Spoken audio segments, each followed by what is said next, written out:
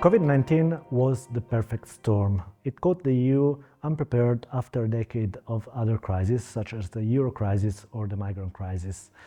We are talking today about COVID-19 crisis with Nena Oana. Nena, I want to ask you straightforward how the EU reacted to the COVID crisis. Thanks a lot, Niccolo. So first, perhaps we want to start from what the EU crisis meant and what were its characteristics. So first and foremost, it's very important to stress that the COVID crisis was really in a class of its own in terms of salience. Really, in terms of media coverage and dominating global headlines, it only rivaled the two world wars, which meant it really strengthened the need for fast solutions from both member states and the EU. Secondly, it's important to stress that the COVID crisis was first and foremost a public health emergency which hit member states more or less at the same time. This implied an aspect of symmetry which fostered solidarity across member states, which will be important in the EU crisis management of the crisis. However, this does not mean that its impact was uniform across member states, as it caught member states in different states of preparedness, both in terms of their public health and economic situation. Third, it's important to stress that the EU was a multidimensional crisis hitting multiple policy domains at the same time, and such as border management, public health, macroeconomics, domains over which the EU has different levels of competency, which made the solution to the crisis complex as the EU needed to coordinate over different levels and with different public authorities. As you already said, it's also important to stress that COVID caught the EU underprepared. It came in the wake of a decade of other crises which left the EU divided, both in terms of divisions between its member states and in terms of polarization of its publics. It also caught the EU underprepared macroeconomically, so it needed to come up with fast solutions to avoid even further divisions between member states and its publics. So let's start from this. In Solid, you have developed this concept of polity maintenance, and which is about keeping the EU ship afloat. Now, how during the crisis the polity maintenance managed to save the EU? What were the key findings of your research on the COVID crisis? Thanks a lot. So maybe I will stress some key findings of Solid in parallel, let's say, realms. So first, it's important to note that at the level of public opinion, the crisis did increase solidarity.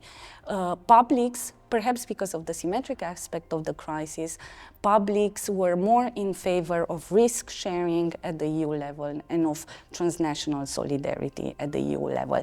That doesn't mean that this was equal across the board. What we find within Solid is that this solidarity came with a particular geography which created circles of bonding across member states and their publics. And we find two sources of heterogeneity in such bonding. One is proximity, the other is adherence to rules. So we do find that while publics in EU member states and member states were more solidaristic with one another, they were even more solidaristic with their neighbors and with those member states that respected common rules such as rule of law. Secondly, it's also important to note the rhetorical dynamics between elites during the crisis, which employed such a polity maintenance mechanism. So elites during the crisis did rhetorically compartmentalize the crisis into a public health and into a its macroeconomic aspects, which also implied that solutions were targeted and policy specific. And this actually made coalitions during the crisis remain dynamic and fluid and policy based. Since such coalitions remained fluid and policy based, this also in a way averted these alignments between member states or coalitions to actually become deep entrenched territorial divides, as we have seen in previous crises. And this, in a way, signals an evolving polity that it's able to turn policy-based, functional, let's say, solutions that cross-cut across these territorial divides. And finally, since we're talking about the economic aspects related to COVID, it's important to stress the macroeconomic solutions that the EU adopted during the crisis. And here SOLID kind of opposes itself to two, let's say, extremes. On the one hand, there are those observers of COVID effect on the EU that are afraid that this is again a failing forward solution that would further, let's say, polarize the EU. On the other hand, there are those that hope that the solutions during COVID would be a bold Hamiltonian moment, paving the way for a federal EU.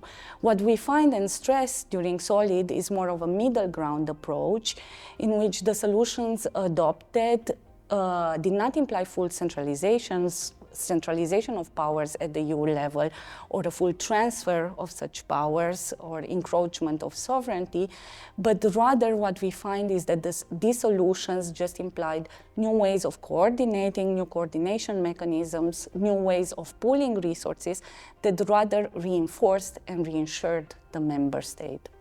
You mentioned bonding in your answer, and SOLID has a peculiar way of framing the EU polity, which is based on the 3Bs framework: binding, bonding, and bounding. How the configuration of the 3Bs changed after the COVID crisis? Thanks a lot for the question, Niccolo. So let's start with borders, what we mean in our project by bounding. So first, in the short term, it was member states who adopted unilateral measures by closing their borders in order to contain the spread of the virus. Over time, however, the EU did coordinate reopening, especially through the Green Pass, hence ensuring that vital goods and essential workers can travel across borders. So this underscores how the EU can use its boundary regime to solve such crises.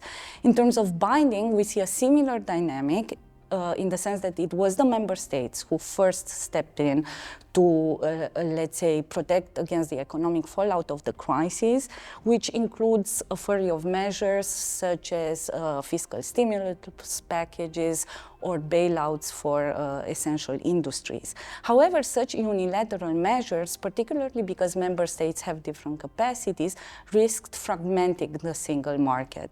Hence, the EU needed to step in and adopt its own measures. And in the short term, it adopted several such measures. One of them was loosening the strict rules, such as those in the Stability and Growth Pact. A second measure was introducing the SURE instrument in order to help with unemployment costs.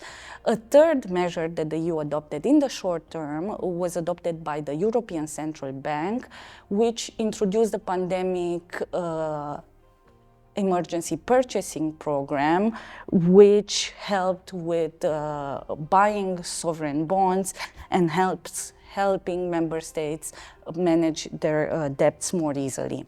In the long term, recognizing that even the short-term measures could still lead to fragmentation, the EU launched more full-scale measures, and this came especially through the Recovery and Resilience Facility under the Next Generation EU fund, through which the EU actually broke a taboo by pooling common resources and issuing debt.